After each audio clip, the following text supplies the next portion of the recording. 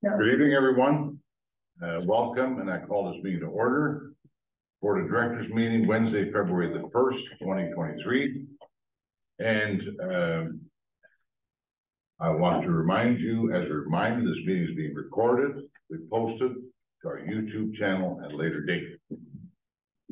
So having said that, we'll move to item 2 on the agenda. Are there any additional agenda items? Being none, are there any declaration of pecuniary interest? Okay, seeing none, we'll move on to the first motion, which is that the minutes of the LPRCA Board of Directors meeting held January 11th, 2023 be adopted as circulated. Is there any discussion regarding those minutes? Seeing none, I need a mover and seconder. Peter and Doug. Thank you. Any further discussion? Seeing none, I'll call for the vote. Those in favor? Thank you. That's approved. There is no business arising from the previous minutes. So we will move to item number 6, review of committee minutes. The Lee Brown Marsh Management Committee, August 16, 2022. Is there any discussion? Okay, I have a motion that the minutes of the Lee Brown Marsh Management Committee meeting of August 16, 2022 be approved as circulated. I need a mover and seconder. Peter and Tom. Question. Oh, sorry. Mr. Chair. Oh, sorry, Peter. Under new business in the Lee Brown report, talks about the feeding permit. Could somebody just explain that a little bit? Hang on. Top of page 11, agenda page 11. Yep.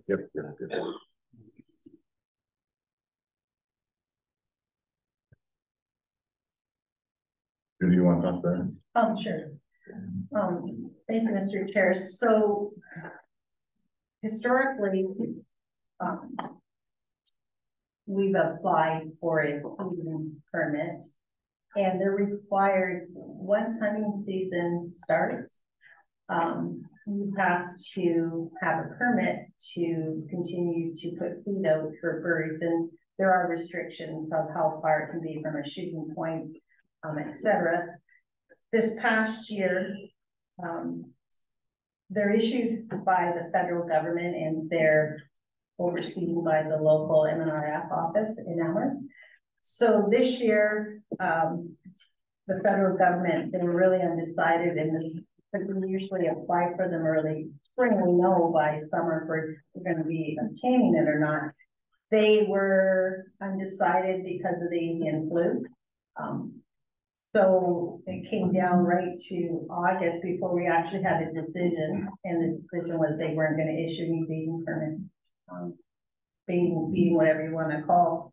But we are actually looking, hopefully, with some pressure that, because there's some other groups involved, we've talked to the different clubs, and there's basic lobbying going on so that we can know earlier and hopefully be successful in obtaining them this year, because it does make a difference on the success of the hunting at the marsh. So that's the long and short of it. They did try to stop them back in 2017, I think it was. Delta Waterfall did a very successful campaign and lobbied, and it was reversed, and they continued with the issuing the feeding permits. So we're waiting to see, because it will make an impact on the operations there. Sorry, Peter. Thank you, Mr. Chair. You touched on the issue of avian influenza, Judy. Has there been any report to that at the marsh this year or not? Through the chair, no, actually, and we have someone that cleans the birds there, and there is no unusual behavior of the birds, and nothing was found there. And as far as we know, there really was nothing found in the local area. And the type of ducks that are hunted at the marsh, they're not as susceptible to the avian flu. Puddle ducks and, the type of ducks that are there. So no, there's no evidence of that. And from what we know from the local other clubs, there's nothing found in the area. So. Yes, Doug. Sorry. Oh, you done? Oh, my question is, how did it turn out at the marsh for hunting? Then did you lose anybody, like in terms of clientele? Go ahead. I can answer, but go ahead. Through the chair, if you'd like to answer, John, go ahead. Well, it was definitely a negative for us in the fact that we couldn't bait. Yeah. And so anyway, what we did is we did some other measures. And so it definitely affected our attendance of hunters, but not as negative as we thought, because they're very patriotic in attending our marsh hunt. So even though the bird population was less, we did quite well. If this continues another year, it would be a negative. Right. We're hoping that this is not going to continue. Okay, thanks. Go ahead. Stu. Thanks, John. I think it's just a typo. It's either the starting time and the end time of the meeting. But when you get started at 4:30 in the afternoon and adjourned at 10 to 11 in the morning. So. I know you guys are dedicated. You know, Stu, you're on the ball. I would. Yeah, you just said. Yeah, we got a bar. Yeah, but are there any other questions about the Lee Brown Marsh Committee meeting? So I'll read the motion again. That the minutes of Lee Brown Marsh Management Committee meeting of August 16, 2022 be approved as circulated. Can I have a mover and a seconder? Tom and Mike. Any further discussion? Seeing none, go. Oh, Peter. That should read that it was approved as amended, not Okay. as circulated. Yeah, okay. Thank you. I'm very happy that everyone keeps me on the straight and narrow. So I'll call for the vote. Those in favor? That's carried. Thank you. So there is no correspondence. And then development applications. We have 8A from page 12 to 17. 17 applications, if I count correctly. And Leanne, would you speak to that, please? Thank you, Mr. Chair. As the chair has identified, the LPRCA staff have approved 17 applications for development since the January Board of Directors meeting. There has been a variety of them. Some are changes to boat wells, also some new homes that are being built as well. There is a map provided on page 17 of the agenda package outlining where in the watershed that these permits have been granted. If you have any questions, you can answer. Any questions for Leanne? Shelley-Ann, go ahead. I do. I think we spoke about this. Just at 1210 Lakeshore Road. You want to turn your mic on, please? Oh, sure. Just at 1210 Lakeshore Road. You've received a permit there for 3,000 square foot, 2-story. Currently, it's a very small cottage. And you had said that there's no permit for any septic or waste, and there's no permit application at our end either. So if he moves the cottage and builds a 3,000 square foot home, will he then have to submit back to you to put a septic system in the backyard, which would be the lakeside? And does that get approval then? So for this, yeah, there wasn't, as you're stated there wasn't a septic system on the permit application. If they do need to put one in, a new one, that they will need to submit for a permit for that as well. For this location, if it's in the backyard, I believe it would be above the flood elevation, so that would be something we would approve. We'd also be looking at the slope as well. There isn't a whole lot of a slope issue there, but generally that's one of our main concerns with septic systems. But for this application, I think it would be okay with very high level kind of quick response rate. Okay, thank you very much. And so because I'm new to this, I do apologize. So the applications all come to you in the month before, and then they come to council the following month. This is how it goes. I'm sorry. Okay, so through the chair, this process actually changed this time of last year. Previously, what had happened was there was a policy that outlined applications that the general manager could approve. And then there were applications where it required the board of directors approval. So I'll touch on it in my next report when we talk about permit turnaround times, but basically we had changed that so that any permit that staff can recommend approval of, the general manager can approve it. So there used to be two reports. One was asked for your information and the other one was for your approval. Now that we've switched that, it's basically, yeah, it's when we compile the staff report, it's all the new ones that we've approved prior to the meeting. So yeah, there's definitely like probably about a month or a couple weeks delay on when you guys get the information. Okay, appreciate that. Thank you. Any other questions for Leanne? Seeing none, I want to read the motion. That the LPRCA Board of Directors receives the Section 28 regulations approved permits report dated February 1st, 2023 as information.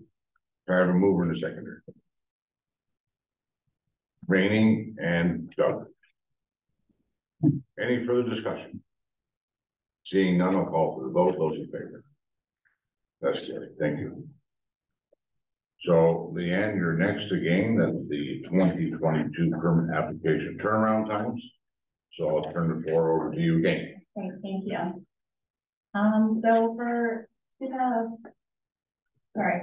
permit application turnaround time, we started reporting on this last year. Something we've committed to through Conservation Ontario is reporting to our board of directors turnaround. For your information. This report focuses on last year, and just for some history with respect to turnaround times and timelines that we try and meet. On page 19 of the agenda, back in 2010, the Ministry of Natural Resources and Forestry outlined some turnaround times and goals for conservation authorities to meet when dealing with applications.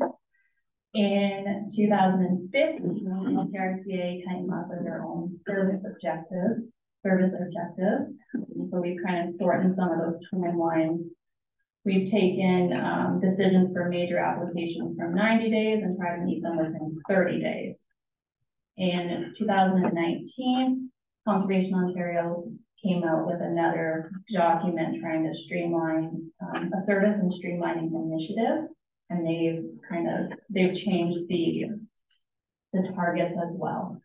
So for conservation authorities that are deemed high growth areas where they're seeing a lot of housing development, kind of a little bit more city than us, and rural conservation authorities, they have to participate in this. It's mandatory for them. Us as a non-growth, high growth CA, we have said, yes, this is great. This is something we want to strive for. And as resources allow, we are doing our best to meet those timelines and get these applications turned around as quickly as possible. So for last year, on page 20, we did a chart just showing the number of applications we turned around within specific time frames. And for minor applications, 84% of them received permits within 7 days. And just a reminder, these are calendar days too. 96% of applications received permits within 15 days and 100% of applications within 30 days. For major applications, which are the ones that are a little bit more complicated, a little bit more complex, 80% of the applicants received permits within 7 days. 96% received permits within 15 days, and 100% of them received permits within 30 days. In total for last year, we issued 278 permits. The average turnaround time for minor applications was 4.2 days. And for major applications, it was 4.9 days. And for the stats, we used date of complete application received to date that the permit was issued. In 2021, the average permit turnaround time for minor applications was 10.7 days, and for major applications was 21.3 days. So as you can see, the turnaround times have greatly decreased just from that year. And as we've highlighted in the report that I touched on briefly earlier, January of last year, when we were doing our analysis of all the timelines, we found that there was a major lag between board of directors meetings. So it's something, for example, something that was being complete and our review took place tomorrow, the applicant would have had to wait until the March meeting to receive their permit.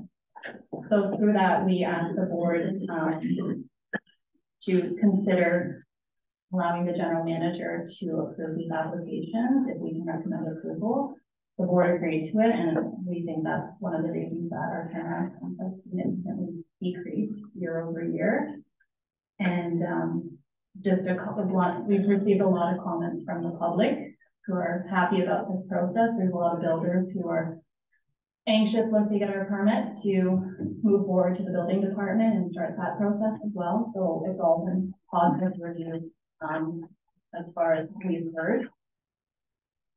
I also want to touch on some potential changes that might be coming to our permitting service. So as part of the Housing Supply Action Plan and More Homes Built Faster Act, Bill 23, that we've been hearing a lot about, the government is trying to streamline approvals under the Conservation Authorities Act. So one of the proposed changes is to change the area that's regulated around provincially significant wetlands. Currently, we regulate the wetland and 120 meters around it. The proposal will change that to 30 meters. So when doing the analysis for all the permits last year, I found that there was going to be 35 permits for development. Sorry, there's 35 permits for development that took place greater than 30 meters from the wetland, where no other hazards were present. So if that proposal goes through, it's going to, based on last year, there's 35 applications and expected that the revenue that those 35 applications brought in was just over $15,000. So if that progresses in that change, we can expect a decrease in permits and the associated revenue. In addition, under the Bill 23 Act, another proposed change to Section 8 of the Conservation Authorities Act will allow for the ability that development that is authorized under the Planning Act be exempt from requiring permits under the Conservation Authorities Act. We have no details on what type of development this is going to entail. We'll see what happens. We just want to bring that to your attention that there is a possibility that if that provision goes through, that there might be a decrease in permits as well. And once we receive any more information, we will bring it to your attention. And if there's any questions, I can take them. Any questions for Leanne? Go ahead, Mike. Yeah, Leanne, I think this is exceptional service, permitting service, what I see here. Just, you got the chart there for us on page 20. How would we fare in comparison to Grand River or Upper Thames, Lower Thames? Do you have any idea with our permitting right now compared to them? Through the chair, honestly, I haven't looked into other CAs and what their turnaround times are. I know some CAs are experiencing some staffing, just retirements and stuff like that.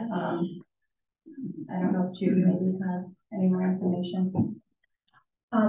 There was a call out to the CAs that, the large ones that they had mentioned, and I think the report will be going to Conservation Ontario,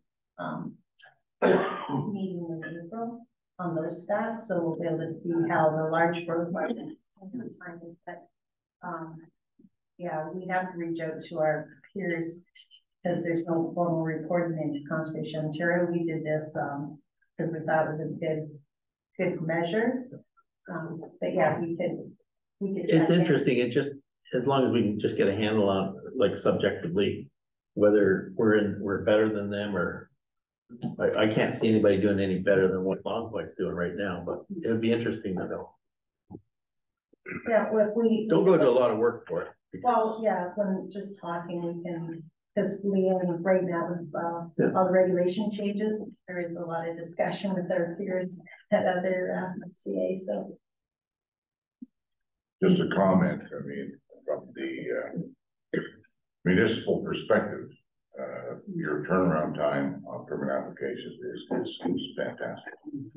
I wish our municipality building department could echo and talk about what you're doing. Really, it's very, very commendable. Any other student? I'm not sure if it's a question for Leanne or Judy, and I like, it's great, it just got me thinking of something differently. I like the expedited process and maybe having the ability to, you know, so it's not delayed and waiting for a meeting, but the flip side of that, we don't get a lot, but we've had a couple in the last 3 or 4 years where somebody's wanted to appeal it to the board of directors because they didn't agree with staff's recommendation. Is that still, in effect? Like they would still go through the same process of saying, I don't agree with it, they show up here and explain why they disagree? That's still an ongoing. Go ahead. Yeah, so through the chair, yes, absolutely.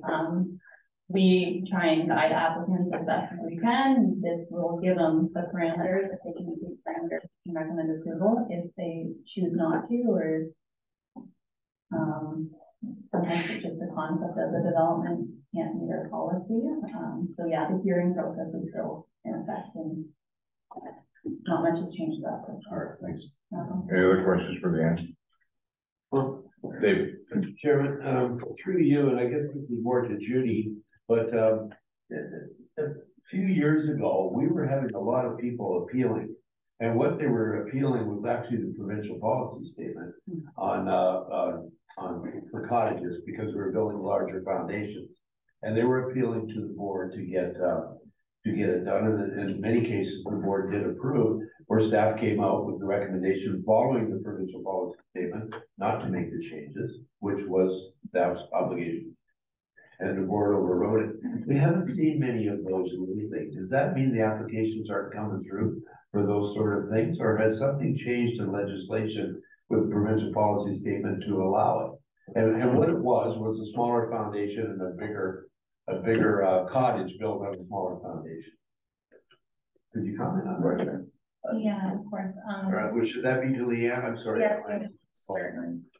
So nothing has changed policy wise in the last probably 7+ years that I've been here. Sometimes it just happens to be what applicants are coming in. There was a motion that was brought forward about safe access, and meaning that safe access was satisfied in Longpoint and Turkey Point, which had cut down the number of hearings significantly. As I remember, I think 2016, 2017, we were having a number of hearings with respect to that. So nothing policy-wise with respect to our policies for administering the reg or the provincial policy statement have really changed. The new provincial policy statement was issued in 2020, but there were very minor details that were changed with respect to natural hazards. Right, okay. Well, I think that answers my question, because I believe the policy statement was created in 2006. And people said, well, those who applied in 2005 got to build a big one, and we can't. And I think that's where the board stepped in. But if there have been further changes on that with flooding and so on. With the area. Any further questions for Leanne? Go ahead. Just to add on that, we didn't begin regulating the shoreline until 2006.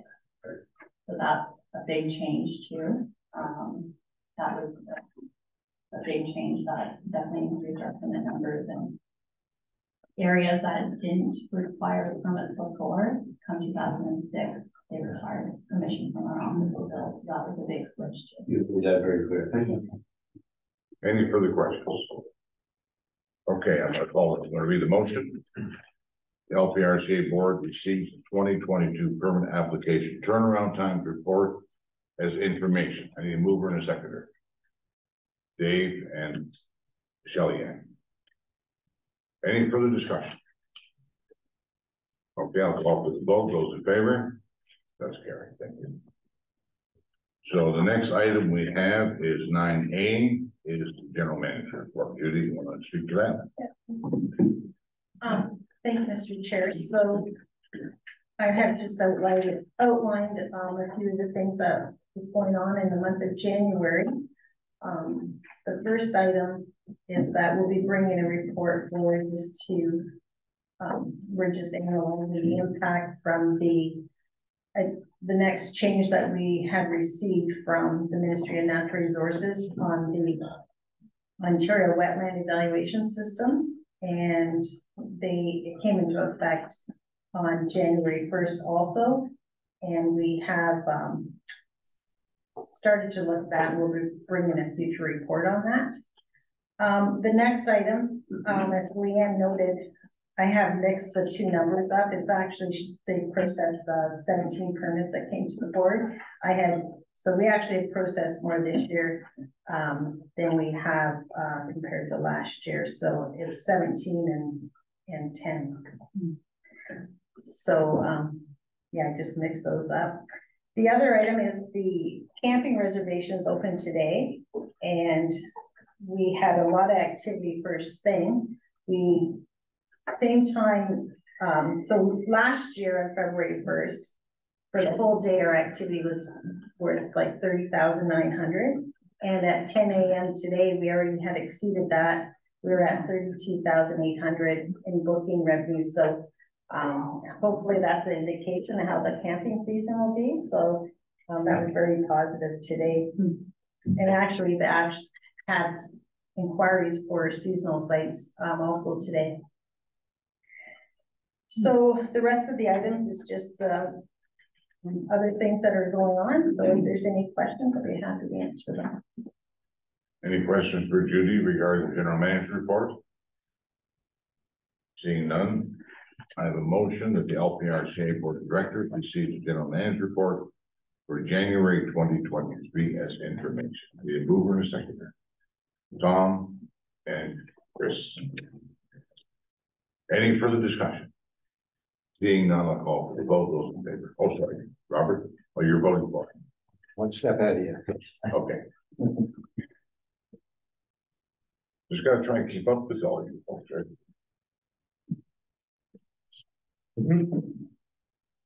Okay, so then the next item we have is the years of service recognition. Judy, you're gonna speak to that? Yes, I am. Thank you.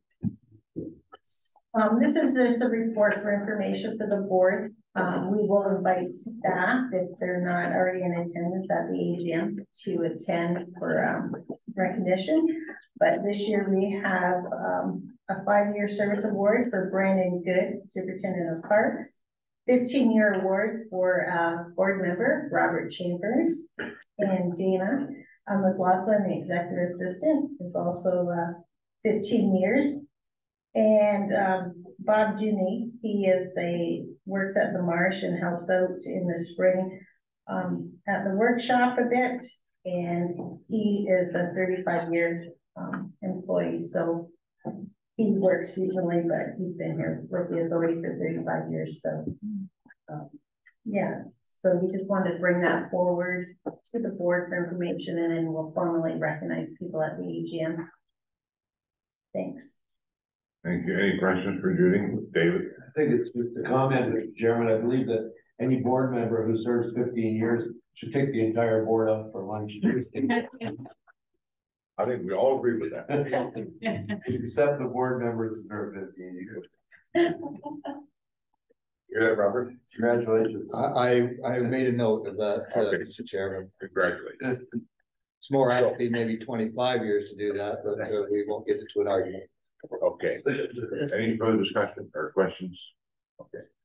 I have a motion, the years of service recognition report, we received information, I need mover and seconder. I've got Peter and I have Rainey as the mover and Peter as seconder. Trying to get used to all the different names, just give me a little bit of patience, I'll get there. Okay, so the next item we have on the agenda. Oh, sorry, I'm sorry. Any further discussion? For those in favor? That's carried, thank you. Get ahead of myself here. The 2023 community outreach, and Zach, you're gonna speak to that. Thank you, Mr. Chair. So this is just a very quick and high-level overview of the community outreach events and activities that we have on deck for this year. Just a little bit of background. In 1948, the Big Creek Conservation Authority was established. That was on September 9th of that year. So that means that 2023 marks 75 years of conservation in the Long Point region watershed. So that significant milestone is going to factor into a lot of the communications and the events and activities that we run this year. And September 9th is obviously an exciting day, 75 years for conservation in the area.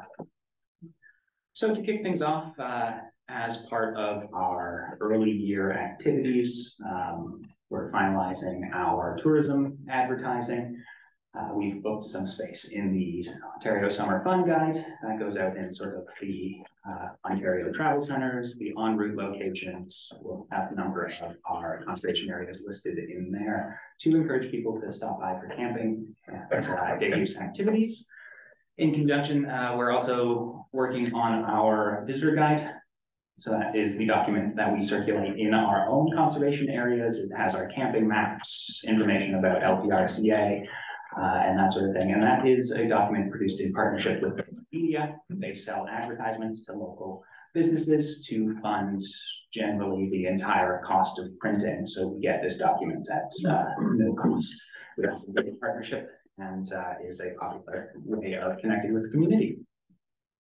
Some other activities that we have coming up, March 1st, the Norfolk Woodlot Association has their annual meeting. We're going to have some staff representation there with a little information booth so that woodlot owners can connect with us and see what we've got on offer in terms of landowner services. I'm in the works of preparing a radio advertising campaign that we're targeting to launch in April. This would emphasize our 75 years of conservation and sort of celebrate that with some giveaways of day use passes and a larger prize. We're thinking about 75 day use passes. Goes nicely with the 75 years of conservation and should get some interest and excitement about the camping season as we approach the opening of that in May. So the radio station I'm in talks with is 98.9 My FM and the Oldies 99.7 station. They're both the same company, broadcast out of Simcoe, and that broadcast range targets really our entire watershed, so it works out quite nicely. The Backhouse Historic Site is also going to have a bit more of a presence this year following a couple years of downtime given the pandemic. There's some interpretive staff who are going to be running some guided tours and guided activities. It will be nice to see that come back to the historic site there. So we're very excited for that. Some community groups like the Norfolk Fiber Arts Guild also tends to host some events at Bacchus throughout the year. So there'll be some information on that circulated as we get that. We have a couple fishing derbies on the docket. The Bacchus Fishing Derby scheduled for July 8th of this year.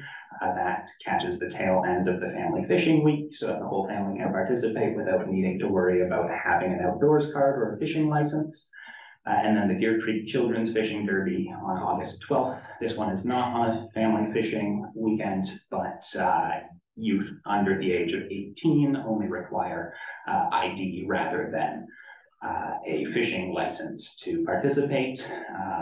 And it's a children's focused derby, so the parents can watch from the sidelines as their kids catch the fish.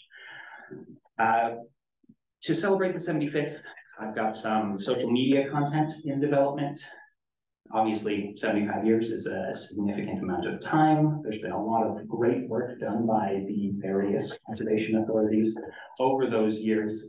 And so some throwback social media is going to be going up throughout the year in terms of here's some significant dates, here's when we acquired specific properties, and key milestones, just a nice way of engaging the community and encouraging them to share their own memories of our properties and spaces and stuff as well. I'm also preparing a conservation challenge, basically just a list of 75 simple activities that kids and their families can take on to celebrate the 75 years. So some simple things like, hey, try packing a zero waste lunch for a week when you go to school and that sort of thing. Really embracing the spirit of conservation and the celebration of the 75. A couple other key dates just to close things out. The Memorial Forest Dedication Service will be held on September 17th. More information about that event and what it will look like will come closer to the date. Same for the watershed tour. We've scheduled that for September 21st. That's definitely one that I encourage you all to add to your calendars because it's a great way for the board to get acquainted with the work done by the authority and see some of our key properties. The full schedule of events and locations, again, will be issued closer to the dates, but we've got some interesting plans in the works for that. And then lastly, here to round it out, there's some children's festivals hosted by our neighboring conservation authorities. So I've been working with those authorities to offer our support and some of our staff time to connect with those. So in particular, we've got the Brantford Brant Children's Water Festival coming up in May, along with the Albany Water Festival. Those are run by the Grand River Conservation Authority and are taking place at Mohawk Park in Brantford and the Tuquania Conservation Area in Cayuga, respectively. And then later on in the fall, Kettle Creek and Catfish Creek Conservation Authorities co-host the Carolyn Forest Festival, which is a very popular student activity, and we will be there as LPRCA offering our support for that as well. So as I stated earlier, this is just a very high level overview of some of the stuff we'll be doing. There's going to be more opportunities, more activities, more events that will be held and hosted throughout the year, and I'll share more details about those as they approach. But if there's any questions about our outreach, I'm happy to take them. Just a question, the reenactment of the war, what is it, 1836 or something like that? War of 1833. Is that off the table? So that's the local organization. They're the ones who are working on deciding whether or not they'll be hosting that or not this year. Brandon has been in talks with them, and he gave them some time to determine their capacity for hosting the event. We don't know whether or not that will be proceeding just yet, but should be finding out in the next couple of weeks. Can we encourage that? We'd love to see it. It's a matter of them having the volunteer ability to host and hold it. But I mean, we certainly love to see it, and it makes for a great photo. I know it's very popular. It is very popular. Very popular. Yes. Okay, any questions for Zachary? Seeing none, I have a motion that the LPRCA Board of Directors receives the 2023 Community Outreach Report information. I need a mover and second. Shelley Ann and Doug. Any further discussion? Seeing none, I'll call for the vote. Those in favor? That's good. Thank you. And the last item we have on the agenda is the timber tender. And Judy, you're going to speak to that. Thank you, Mr. Chair. So we had another timber tender close And the results are in front of you. We're recommending that the board consider the bid from Leonard Pilkey for $86,360 for the culvert Winnipeg track. And we had 3 bids submitted, and they're listed there from Pilkey, Bowman, and Porter. And we're that if the board accepts or recommends the $86,360 from Leonard, that will take us to revenue of $248,074 for the forest revenue to date. Is that close or over what was anticipated? Our target is 310,000, Okay. so we still have 2 tenders, but one is for a very small parcel, 20 acres, and one is for a another parcel around 40 some acres. Okay. And they're not as desirable as some of these bushes, so we should achieve the target. Okay. With 2 more tenders. Any questions for Judy regarding these tenders? No, seeing none. I have a motion that the LPRCA Board of Directors accepts the tender submitted by Leonard Pilkey for marked standing timber at the Culver Wintermute Tract, LP 349-23, for a total tender price of $86,360. I have a mover and seconder. Stu and Peter. Any further discussion? Being none, I'll call for the vote. Those in favor? That's carried. Thank you. And that finishes our agenda. Yes, sir. Sure. Okay, sorry. You have the new Conservation Ontario Past Program. Can you just explain a little bit, Judy? I see Angela Coleman on here. Right, so Angela Coleman is the general manager at Conservation Ontario. The format has changed. Before we used to sign our own, and it gave they were for the passes for all the different conservation authorities in Ontario. So now the passes come in a format we're able to issue them here, but they're signed by Conservation Ontario. And the pass is good for any CA property. There are some exceptions, and they are listed on that information sheet. I think Dana had put it at everyone's desk. What's that? Right, and this pass is only issued out to the board members of CAs and all the staff members, but it is a nice little perk if you're wanting to explore. There is a lot of different parts out there. Now, if there's an activity or something, it doesn't include admission to that, obviously, but most parks, I say the majority of the CA is open for free admission with that pass. So Judy, this is broader than what it used to be, right? No? No? So we So are, before there was limitations, right? there are still a few limitations. Okay. So this gets you into our parks plus, all the conservation areas in Ontario. We do issue, for some seasonal staff, we do issue just passes for our own parks, but that's that's where it would be limited. Yeah. Any questions for Judy regarding this? I think it's a nice perk. And we enjoy it, we like it. So having said that, the meeting is now adjourned. Mr. Chairman, Sorry. before you do that, Yes. can I make a comment? Yes, you All can. right, thank you. Just recently, a couple of weeks ago or a week ago, the Roma Convention was held in Toronto. And I was fortunate enough to get elected to represent Zone 3, which is from Tiltonburg all the way through to Niagara, including the city of Hamilton. It's a large area, and I thank my colleagues here who were there. And I'm assuming you voted for me, and I appreciate your support very much with the other ones. But I would like to make a comment. Roma has not had a meeting And, Reenie, you're involved through AMO. You've been to a couple of meetings and, you told me a little bit about it, but, the first one is coming up, I think, on the 17th. And we're gonna have, some dialogue there and their electronic Zoom meetings and, so pretty well everybody will be in attendance, but I just wanted to comment on, the overall conference. Well, first, I want to say, does everyone get, all the elected people here get the regular Roma updates by email? Or should I forward them to the board members? I think we all get them.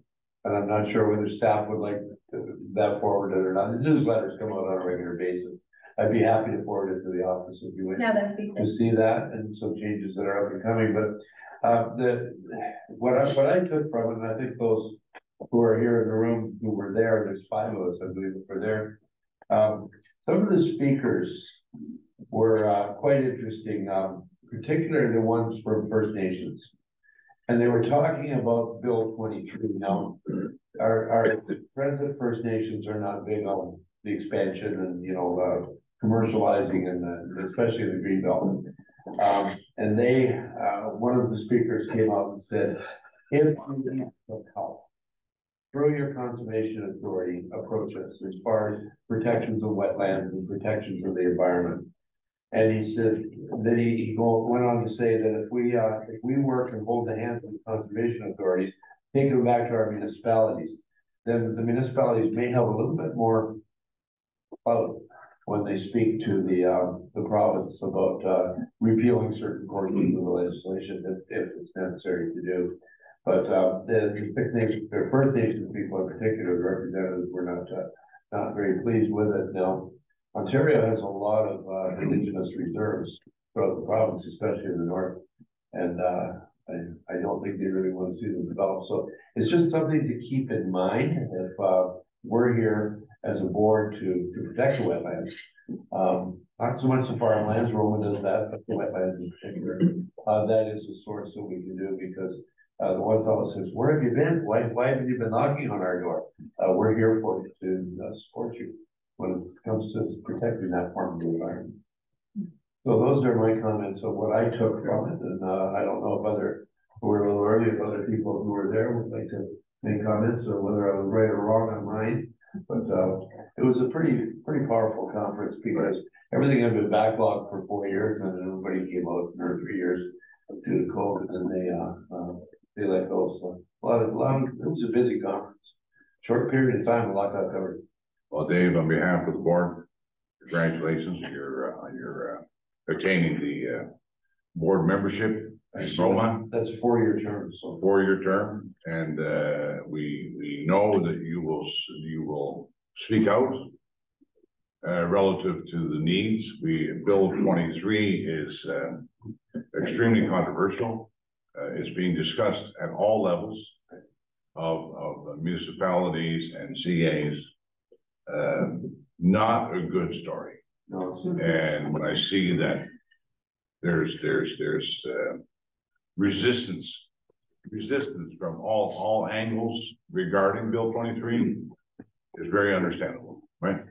And no one seems to have a complete clear picture of Bill 23.